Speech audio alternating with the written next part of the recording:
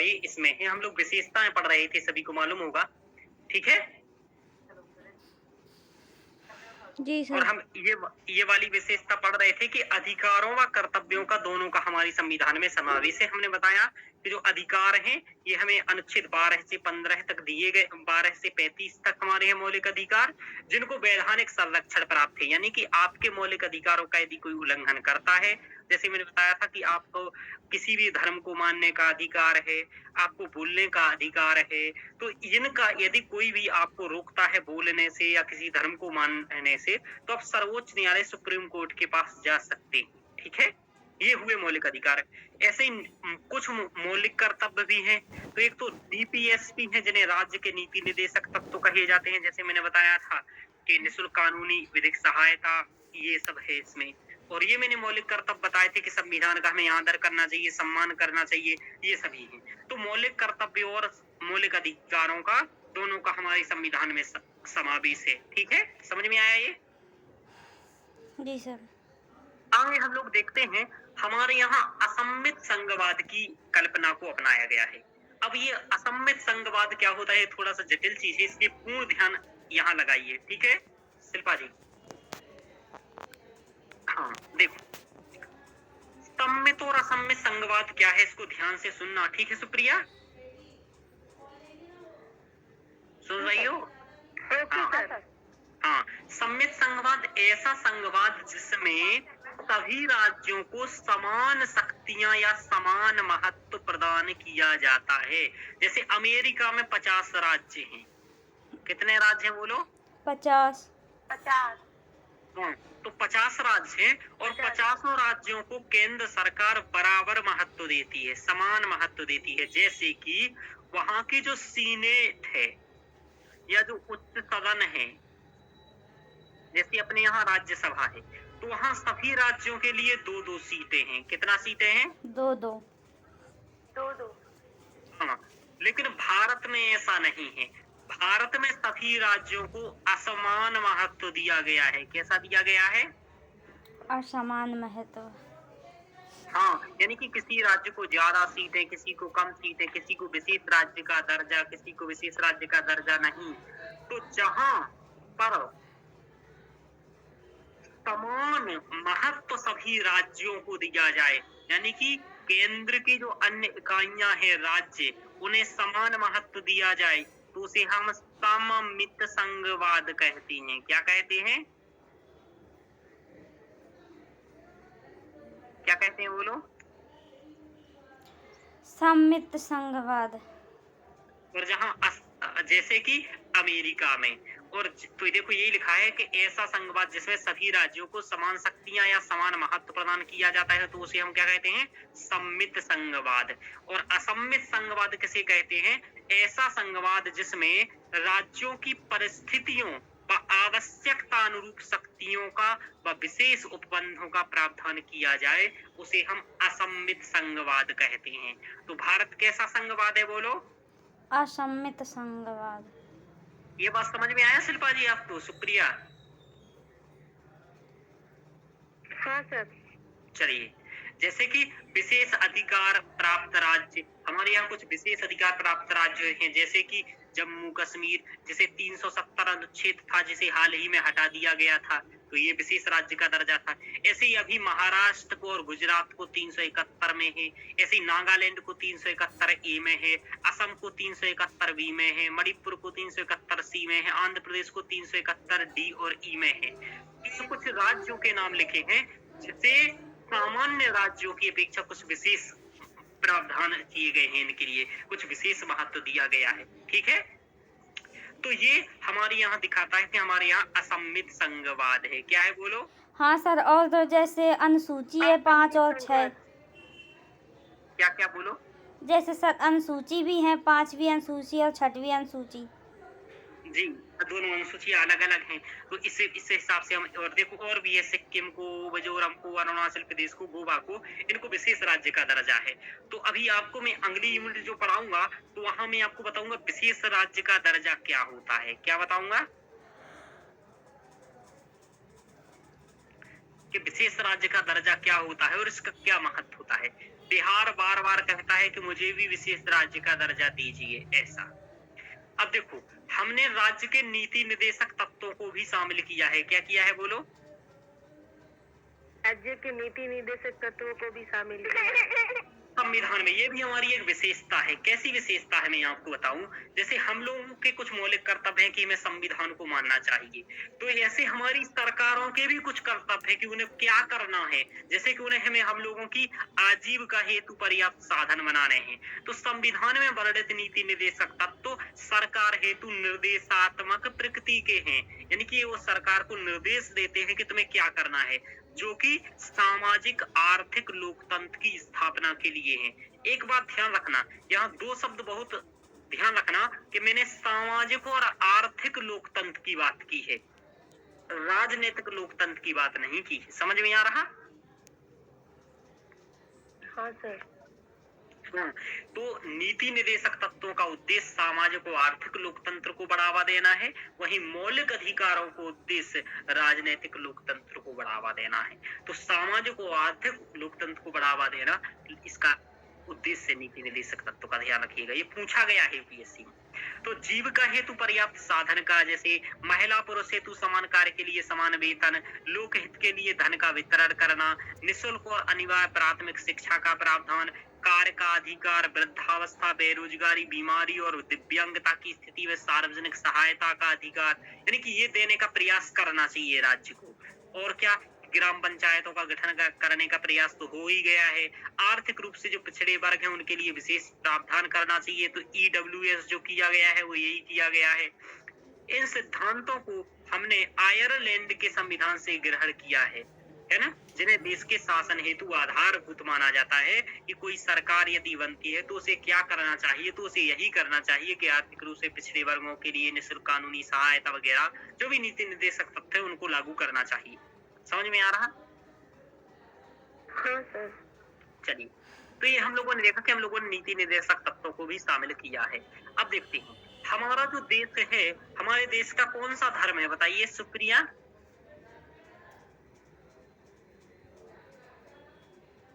सुप्रिया सुन रही हो? अब नहीं सुनेंगी सुप्रिया। चलिए, कौन सा धर्म है हमारे देश का शिल्पा जी? सर, हाँ, स्क्रीन थोड़ी आप जूम कर लीजिए जैसे पहले की थी, तो ये ऐसे ये साइड वाला मतलब ना दिखे सर। ये वाला? हाँ सर, अब सही है ऐसी। ठीक है। तो देखिए देश हमारे देश का कौन सा धर्म है बता रही है सुप्रिया? शिल्पा जी आप बताइए कौन सा धर्म है हमारे देश का? सर कोई धर्म नहीं है ना सर अपने देश का। ठीक है, अपने देश का कोई धर्म नहीं है। तो हमारे देश का धर्म के मामले में क्या है, हमारा देश किसी एक धर्म को बढ़ावा नहीं देता है, यानी कि एक पंथ निरपेक्ष राज्य है हमारा। और इसका मतलब ये कि हमारा किसी धर्म, यानी ना तो हमारा धार्मिक होता है ना ही अधार्मिक, यानी कि धर्म विरोधी होता है। तो पंथ निरपेक्ष राज्य को हम ना तो धार्मिक राज्य कहेंगे और ना धार्मिक विरोधी राज्य कहेंगे, बल्कि यह धर्म के विषय में तटस्थ होता है। क्या होता है? तटस्थ। हाँ, और भारत में कई धर्मों की विद्यमानता के कारण संविधान निर्माताओं ने इसे एक पंथ निरपेक्ष राज्य के रूप में संस्थापित करना उचित समझा, क्योंकि कई सारे धर्म थे हमारे यहाँ सनातन है, हमारे यहाँ इस्लाम है, हमारे यहाँ सिख है, हमारे यहाँ बौद्ध है, हमारे यहाँ जैन है, हमारे यहाँ ईसाई, सब कुछ है। तो ये सभी को नहीं है। और क्या है कि और सभी को हमारे यहाँ धर्म को मानने का अधिकार दिया गया है। और राज्य यदि धर्म को बढ़ावा भी देगा तो सभी वर्गों को समान बढ़ावा देगा। समझ में आ रहा? ध्यान रखिए। हाँ सर। तो भारतीय संविधान में धर्म की स्वतंत्रता का अधिकार सुनिश्चित किया गया है। अनुच्छेद 25 से 28 तक धार्मिक स्वतंत्रता का अधिकार है। आप किसी भी धर्म को मानिए, बढ़ावा दीजिए, आपको अधिकार है, ध्यान रखिए। तो हमारा पंथ निरपेक्ष राज्य है, ठीक है। तो हमने पंथ निरपेक्ष राज्य को अपनाया है, हमारी एक विशेषता है हमारी संविधान की। हमारे संविधान की एक विशेषता ये भी है कि देखो स्वतंत्र और निष्पक्ष न्यायपालिका अपनाया है, क्योंकि जहां जहां संघवाद होता है वहां राज्यों का अपना न्यायालय होता है और संघ का एक अपना न्यायालय होता है। समझ में आ रहा? जी सर। हाँ। लेकिन हमने ऐसा नहीं अपनाया है, हमने एकीकृत न्यायपालिका को अपनाया है, जहां हमारी न्यायपालिका एक ही है, केंद्र और राज्य दोनों के लिए। सुप्रीम कोर्ट जितना मध्य प्रदेश के लिए है उतना ही केंद्र सरकार के लिए है। समझ में आ रहा? जी सर। हाँ, तो हमारे यहाँ ऐसा है कि एकीकृत न्यायपालिका है, जो कि हमारी विशेषता है, यानी कि स्वतंत्र और यानी कि संघवाद के साथ एकीकृत न्यायपालिका, ये हमारी विशेषता है। समझ में आ रहा? क्योंकि जहाँ संघवाद होता है वहाँ दोहरी न्यायपालिका होती है, एक तो संघ की और एक राज्य की, लेकिन हमने ऐसा नहीं अपनाया है, हमने एकीकृत न्यायपालिका अपनाया है। ध्यान रखो। तो भारतीय संविधान में न्यायपालिका को एक महत्वपूर्ण स्थान प्राप्त है तथा इसे विधायिका और कार्यपालिका से स्वतंत्र भी रखा गया है। हमारा उच्चतम न्यायालय, उच्च न्यायालय, अधीनस्थ न्यायालय, ये सब आप लोग बहुत डिटेल्स में पढ़ चुके हो कि नहीं पढ़ चुके हो? हाँ सर। भारत का सर्वोच्च न्यायालय भारतीय नागरिकों के मूल अधिकारों का रक्षक है और संविधान का संरक्षक भी है, गार्जियन के रूप में भी कार्य करता है। तो हमारे संविधान की एक विशेषता ये है कि हमने स्वतंत्र और निष्पक्ष और एकीकृत न्यायपालिका को अपनाया है, वो भी संघवाद के साथ। हमारे यहाँ एकल नागरिकता का प्रावधान है, जहां अमेरिका में दोहरी नागरिकता का प्रावधान है, वहीं भारत में एकल नागरिकता का प्रावधान है। भारत में यानी कि संघवाद के साथ एकल नागरिकता होना भी एक विशेषता है, वरना जहां जहां संघवाद होता है वहां एकल नागरिकता ना होकर के दोहरी नागरिकता होती है। एक तो होती है केंद्र की नागरिकता, एक किसकी होती है? राज्य की नागरिकता। लेकिन भारत में क्या है कि भारत में एकल नागरिकता है, ध्यान रखिएगा। तो ये हमारा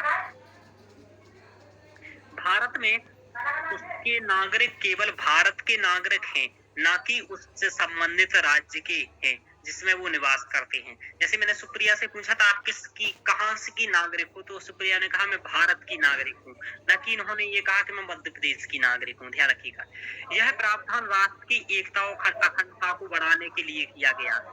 समझ पा रहे हो? आवाज आ रही है किसी के बैकग्राउंड से? ध्यान रखिए।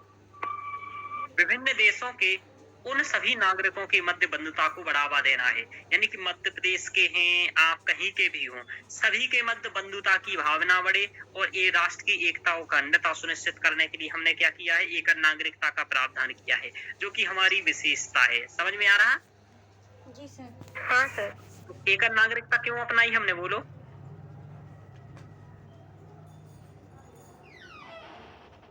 एकल नागरिकता क्यों अपनाई है? राष्ट्र की एकता और अखंडता को सुरक्षित रखने के लिए और हम सभी में बंधुता हो सके, भाईचारा हो सके, इसके लिए। भारत का संविधान एकल नागरिकता की मान्यता प्रदान करता है, जबकि अमेरिका संविधान क्या करता है, बोलो? दोहरी नागरिकता प्रदान करता है। हाँ, भारतीय संविधान में सभी नागरिकों हेतु एकल नागरिकता का प्रावधान है, जो कि भाग 2 के अनुच्छेद 5 से 11 में किया गया है। ये हम लोगों ने देखा कि हमारे एकल नागरिकता का प्रावधान होगा। आगे चलते आगे हम लोगों का यह है कि सार्वभौमिक वयस्क मताधिकार की को हम लोगों ने चुना है। सार्वभौमिक वयस्क मताधिकार का ये होता है, देखो, एक तो वयस्क मताधिकार और दूसरा सार्वभौमिक, दो शब्द हैं यहाँ। सार्वभौमिक का मतलब होता है सभी को, यानी कि बिना किसी धर्म, जाति, मूल वंश, रंग, लिंग के आधार पर कोई भेदभाव नहीं किया जाएगा, सभी को मतदान करने का अधिकार होगा। तो सार्वभौमिक मताधिकार का मतलब ये है कि चाहे आप कोई भी धर्म के हो, कोई भी जाति के हो, कहीं को किसी भी वंश के हो, कैसा भी आपका रंग हो, कैसा भी आपका लिंग हो, तो कोई इससे कोई मतलब नहीं है, सभी लोग क्या करेंगे? मतदान करने के अधिकारी हैं। ये लिखा है अनुच्छेद 325 में। कहाँ लिखा हुआ है? अनुच्छेद 325। हाँ, अब आया वयस्क मताधिकार। वयस्क मताधिकार का मतलब ये कि अनुच्छेद 226 में वयस्क का मतलब होता है कि वयस्कता की एक उम्र होती है। जैसे कि पहले 18 वर्ष थी, लेकिन 61वें संविधान संशोधन 1988 में इसे क्या कर दिया गया? पहले 21 वर्ष थी मूल संविधान में, और 61वें संविधान संशोधन 1988 के बाद से इसे 18 वर्ष कर दिया। यानी कि 18 वर्ष से अधिक का कोई भी नागरिक भारत में वयस्क नागरिक कहलाएगा और वो मतदान का अधिकारी होगा। तो सुप्रिया, आपकी एज 18 वर्ष हो गई है? हाँ सर, हो गई है। हाँ, तो अब वोट डालेंगे आप 2024 में, है ना? हाँ सर, मेरा फर्स्ट वोटिंग था इस बार। हाँ, तो डाला था तुमने इस बार? हाँ सर। चलिए, आगे चलते। तो मामा जी को दिया था लेकिन मामा जी बने नहीं, है ना? हाँ सर, हाँ। बीजेपी। सुप्रिया, पैसे आ रहे हैं अभी अकाउंट में? किस चीज के? लाडली बहना योजना। हाँ, वो तो मम्मी के उसमें अकाउंट में डालते हैं। अभी आपके में नहीं आते? नहीं, यहाँ तो सिर्फ महिलाओं को ही मिलते हैं ना। वो शादीशुदा को मिलते हैं, अच्छा बच्चियों को नहीं मिलते। अच्छा, मतलब भांजियों को नहीं हाँ। दिए? हाँ, भांजी की नहीं, दोनों को दिए हैं। क्योंकि भांजी छोटी छोटी थी ना, और 18 का से अधिक की सब महिलाएं बन जाती हैं अधिकतर। हाँ सर। चलिए आगे चलते हैं। भांजियों के लिए दूसरी योजना है लाडली लक्ष्मी योजना। चलिए आगे चलते हैं। तो आपातकालीन शक्तियां, हमारे यहाँ कुछ आपातकालीन शक्तियां जोड़ी गई हैं, ये भी विशेषता है। ये बहुत बढ़िया विशेषता है। कैसी विशेषता है? देखो कि जैसे ही राष्ट्रीय आपातकाल लगता है, जैसे ही राष्ट्रपति शासन लगता है, जैसे ही वित्तीय आपातकाल लगता है, संविधान में कोई बदलाव नहीं करना होता है, लेकिन केंद्र सरकार मजबूत हो जाती है। समझ पा रहे हो? हाँ सर।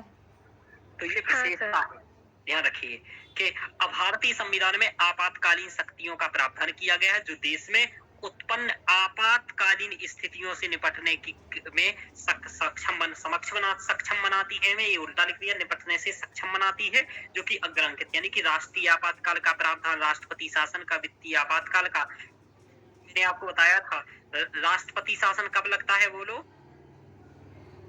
याद है कि भूल गए? युद्ध के दौरान, और सर एक बाहरी आक्रमण, और एक सर याद नहीं आ रहा। हाँ, ये वाला लगता है राष्ट्रीय आपातकाल, युद्ध, बाह्य आक्रमण और क्या? सशस्त्र विद्रोह। वेरी गुड, सशस्त्र विद्रोह, इसके आधार पर। और राष्ट्रपति शासन कब लगता है, बोलो? सर संविधान, संवैधानिक तंत्र की विफलता, तंत्र की विफलता, यानी कि संविधान के अनुसार जब राज्य ना चल रहा हो, विफलता। ये कौन बताता है कि संविधान तंत्र की विफलता हो गई है? यहाँ पर राज्यपाल बताते हैं सर, राष्ट्रपति को। जी, राज्यपाल बताते हैं। और वित्तीय आपातकाल ये है। तो ये जब वित्तीय स्थिति अभी तक कोई खराब हुई नहीं है, 1991 में वित्तीय स्थिति थोड़ी सी खराब हुई थी, लेकिन हमने वित्तीय आपातकाल लगाया नहीं था, तो अभी तक वित्तीय आपातकाल नहीं लगा है। चलिए आगे चलते। तो ये हम लोगों ने देखा आपातकालीन शक्तियां हैं। हमारे यहाँ शक्ति पृथक्करण के सिद्धांत को संतुलनकारी स्वरूप में अपनाया गया है। यानी कि शक्ति पृथक्करण का सिद्धांत आप लोग पढ़ चुके हो पहले ही, तो इसको समझाने की क्या ही जरूरत है कि हमने बताया था कार्यपालिका, न्यायपालिका और विधायिका। हाँ सर। इन तीनों को नियंत्रण और संतुलन के साथ अपनाया गया है। यानी कि ये एक दूसरे पर परस्पर नियंत्रण भी करेंगे और अपना कार्य भी करेंगे। जैसे न्यायपालिका, यदि कार्यपालिका और विधायिका ढंग से कार्य नहीं कर रही होती है, तो न्यायपालिका क्या करती है? न्यायिक सक्रियता के माध्यम से इनके कार्यों में हस्तक्षेप करती है। जैसे पटाखे को बैन करना मैंने बताया था, ठीक है? हाँ सर। अनुराधा भसीन वाले में मैंने बताया, इंटरनेट संबंधी गाइडलाइन दिए गई, ठीक है? जीवन साथी चुनने के अधिकार की बात कही गई अनुराधा भसीनवाद में। तो ऐसे कई सारे वो शक्ति वाहिनीवाद में, तो इस प्रकार के यानी कि कई सारे निर्देश दिए जाते हैं, न्यायपालिका द्वारा हस्तक्षेप किया जाता है। जैसे अभी का हाल का उदाहरण देख लो आप, जो अभी चुनावी बॉन्ड के संदर्भ में SBI को दिशा निर्देश दिए गए, ठीक है? जी सर। तो हाँ, तो ये सभी क्या है? ये दिखाता है कि परस्पर हस्तक्षेप के माध्यम से हमने शक्ति पृथक्करण के सिद्धांत को अपनाया है। और यदि आपने लेक्चर नहीं देखा है तो फिर आपको समझ में आना नहीं है। तो शक्ति के पृथक्करण की संकल्पना के पीछे मूल धारणा यह है कि शक्तियों का केंद्रीकरण जब किसी एक व्यक्ति या समूह में होता है तो वे सरकारी मशीनरी का उपयोग जनहित के स्थान पर व्यक्तिगत हित में करने लगते हैं, अपने अधिकारों का दुरुपयोग करते हैं। इसलिए हमने शक्ति पृथक्करण के सिद्धांत को इसलिए अपनाया है कि कोई एक अंग तानाशाह ना हो जाए, अपनी शक्तियों का दुरुपयोग ना कर सके। इसलिए हमने संतुलनकारी और नियंत्रणकारी अपनाया है कि एक दूसरे के कार्यों को नियंत्रित करते रहे। जैसे सुप्रिया, आपके तीनों भाई बहन हैं, ठीक है, तो आपके भाई बहन को काम सौंपे गए हैं और वो परस्पर कहते, देखो मम्मी ये नहीं करी की है, सुप्रिया ने रोटी नहीं बनाई है, वो कहेगी इसने भी तो झाड़ू नहीं लगाई है। समझ में आ रहा? हाँ सर। हाँ सर। तो इससे क्या रहेगा कि परस्पर नियंत्रण भी रहेगा, इसलिए ऐसा किया गया है। तो ऐसी स्थिति में यह सिद्धांत किसी भी व्यक्ति या समूह में सत्ता के संकेंद्रण को रोकता है ना, रोकने का एक तरीका है जिससे सत्ता व शक्तियों का दुरुपयोग करना कठिन हो जाए, यानी कि शक्तियों का दुरुपयोग ना कर सके। ये वाली बात है। तो ये हम लोगों ने देखा शक्ति पृथक्करण का नियंत्रण व संतुलनकारी सिद्धांत हमारी संविधान में अपनाया गया है। तो ये भी हमारी एक विशेषता है। शक्ति पृथक्करण का परंपरागत विचार मोंटेस्क्यू द्वारा दिया गया, ये मैंने बताया था। और ये जो दिया गया था उनकी किस पुस्तक में दिया गया, वो पुस्तक का नाम ये है the spirit of the law में दिया गया था।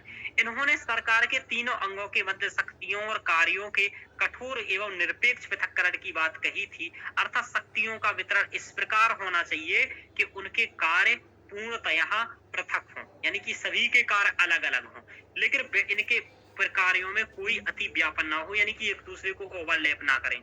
लेकिन ऐसा अपनाना मुश्किल है ना, ऐसा कठिन है। इसलिए हम लोगों ने लेकिन पूर्णतः विभाजन तो नहीं किया, लेकिन हाँ काफी हद तक हम लोगों ने ऐसा शक्ति पृथक्करण सिद्धांत को अपनाया है। वस्तुतः भारत के संविधान ने शक्ति पृथक्करण के नियंत्रण व संतुलनकारी स्वरूप को अपनाया है, जिससे कि सरकार के विभिन्न अंग विधायिका, कार्यपालिका, न्यायपालिका एक दूसरे को नियंत्रित करते रहें और एक दूसरे कार्यों में हस्तक्षेप ना करें, यानी कि एक दूसरे के कार्यों पर दृष्टि रखें। इसलिए भारत में कठोर शक्ति पृथक्करण सिद्धांत मौजूद नहीं है, अपितु नियंत्रण व संतुलनकारी शक्ति पृथक्करण सिद्धांत को अपनाया गया है। समझ में आ रहा है? ये क्वेश्चन पूछा गया था यूपीएससी में कि हम नियंत्रण और कैसे शक्ति पृथक्करण सिद्धांत को अपनाया, तो यही वाला पॉइंट था उसका। चलिए अब देखो, हम लोगों ने स्वतंत्र एवं निष्पक्ष निकायों को बनाया है जिससे कि सरकार पर दबाव रख सकें, जैसे कि चुनाव आयोग। तो भारतीय संविधान में कुछ विशिष्ट कार्यों के संपादन हेतु स्वतंत्र निकायों की भी व्यवस्था की गई है। भारत में इन स्वतंत्र निकायों को लोकतांत्रिक प्रणाली के रक्षक के रूप में माना जाता है। जैसे कि निर्वाचन आयोग का गठन किया हम लोगों ने, ये स्वतंत्र और निष्पक्ष चुनाव कराता है। जैसे ये क्या करता है, राज्यसभा, लोकसभा, राष्ट्रपति, उपराष्ट्रपति और राज्य विधानमंडल आदि के निर्वाचन की व्यवस्था की गई है। इसे कार्यपालिका के नियंत्रण से मुक्ति रखने हेतु संविधान में प्रावधान किए गए हैं कि कार्यपालिका के हस्तक्षेप ना किया जाए इसमें। समझ में आ रहा है? हाँ सर।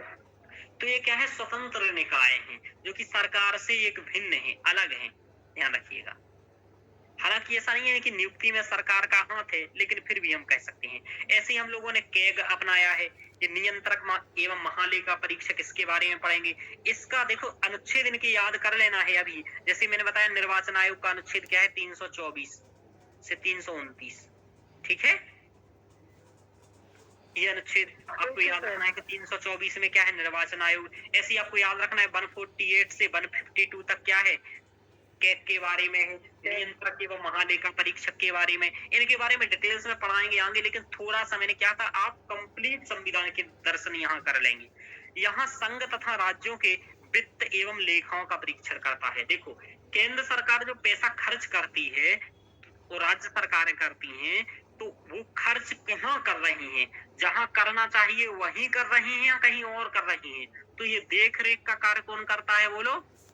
नियंत्रक एवं महालेखा परीक्षक। हाँ, महालेखा परीक्षक। तो ये कैग का कार्य होता है। ऐसे ही हम लोगों की केंद्रीय और राज्य सरकारों में जो अधिकारी होते हैं, जैसे सिविल सेवक, आईएएस, आईपीएस, इनकी नियुक्ति के लिए संघ लोक सेवा आयोग, राज्य लोक सेवा आयोग का गठन का प्रावधान किया गया है, जो कि अनुच्छेद 315 से 323 के मध्य में किया गया है।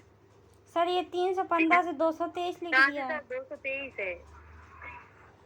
हाँ ये गलत लिखा है, ठीक है। हाँ सर। हाँ ये नमन ने थोड़ा सा गलत लिख दिया है, इसलिए इसको सही कर लेना। जी। यह क्रमशः केंद्रीय और राज्य सरकारों की उच्चतर सेवाओं हेतु अभ्यर्थियों की भर्ती हेतु परीक्षाओं का संचालन एवं उनकी नियुक्ति हेतु कार्य करते हैं, ध्यान रखिएगा, ठीक है। जी सर। तो क्या करते हैं कि केंद्रीय और राज्य सरकारों की उच्चतर सेवाओं के लिए कार्य करते हैं। चलिए, तो ये हम लोगों ने देखा कि संघ लोक सेवा आयोग का प्रावधान किया गया है, कैग का प्रावधान किया गया है, निर्वाचन आयोग का प्रावधान किया गया है, ऐसे और कई सारे हैं, तो ठीक है वो हैं। अब देखो हम लोगों ने क्या किया है, सबसे एक और विशेषता है हमारे संविधान की, हम लोगों ने विकेंद्रीकृत शासन प्रणाली को अपनाया है। कैसी अपनाया है? विकेंद्रीकृत शासन प्रणाली। आज हम लोगों ने समझा था शुरू में पहले ही पॉइंट कि एक जो केंद्रीकृत और विकेंद्रीकृत। विकेंद्रीकृत का मतलब कि केंद्र को शक्ति दी है, राज्य को शक्ति दी है, स्थानीय पंचायती राज्य को शक्तियां दिया है, ऐसा। मूल रूप से अन्य संघीय संविधानों की भांति भारतीय संविधान में भी द्वैध शासन राज्य व्यवस्था का प्रावधान किया गया था। कालांतर में 73वें और 74वें संविधान संशोधन के माध्यम से हम लोगों ने पंचायत एवं नगर पालिकाओं के रूप में त्रिस्तरीय शासन प्रणाली को भी बढ़ावा दिया है, जो कि दिखाता है कि हमने और विकेंद्रीकरण को बढ़ावा दिया है। यानी कि अभी तो शक्तियां केवल केंद्र और राज्य तक थी, उसके बाद हम लोगों ने क्या किया है, पंचायती राज्य यानी कि पंचायतों और नगर पालिकाओं को भी प्रदान की है। तो ये बहुत अच्छी बात है। तो सर उपबंध मतलब सर वह बेचना मतलब सर उपबंध किया है यानी कि प्रावधान किया है। ओके, मतलब सर ये पार्टीशन कर दिया हो ना सर। हाँ, यानी कि अब हमारे यहाँ त्रिस्तरीय सरकार है, क्या है, और तीनों में सर उसकी रिस्पॉन्सिबिलिटी। लेकिन एक बात ध्यान रखिएगा, संघवाद की जब बात होती है तब दो ही स्तर की बात होती है, एक तो केंद्र और एक राज्य। ध्यान रखिएगा, ये जो शक्तियां दी गई हैं राज्य सरकारों के द्वारा और दी गई हैं, ध्यान रखिएगा। तो उपरोक्त भारतीय संविधान की महत्वपूर्ण विशेषताएं जो विश्व का सर्वाधिक अद्वितीय, अपूर्व और विशिष्ट संविधान बनाती हैं, यानी कि उपरोक्त भारतीय संविधान की महत्वपूर्ण विशेषताएं भारतीय संविधान को क्या बनाती हैं, सर्वाधिक अद्वितीय, अपूर्व एवं विशिष्ट बनाती हैं, ध्यान रखिएगा। तो ये सभी विशेषताएं हम लोगों ने देखी कि भारतीय संविधान में ये विशेषताएं। अब कुछ पूछना हो तो पूछिए। सर ये उपबंध का मतलब प्रावधान, और सर मतलब सर ये सत्ता को डिस्ट्रीब्यूशन करना भी होता है ना सर, मतलब डिस्ट्रीब्यूशन मतलब हरी प्रावधान किया है, मतलब इस चीज को बनाया है, ठीक है। जैसे केंद्र सरकार था, राज्य सरकार था, तो एक और हमने पंचायती राज्य और बना दिया है, जिसमें ग्राम पंचायत और नगर पालिकाएं की हैं, ठीक है। Okay sir. ये चलिए, तो ये हम लोगों ने देखा अभी तक कि हमारे भारतीय संविधान की विशेषताएं, चूंकि आपके सिलेबस में लिखा हुआ था। अब देखो 1.5 और 6 क्या है कि भारतीय संविधान में संशोधन और भारतीय अमेंडमेंट क्या है। तो इस अमेंडमेंट को हम लोग कल पढ़ेंगे कि संशोधन क्या है, संशोधन क्यों किया जाता है, ये सभी चीजें हम अगला टॉपिक्स कल पढ़ेंगे। समझ में आ रहा? Okay sir. हाँ सर, ध्यान रखिएगा। तो आज हम लोग यहीं तक रखेंगे और इसके आगे हम लोग कल पढ़ेंगे। तो समझ में आ रहा? हाँ सर।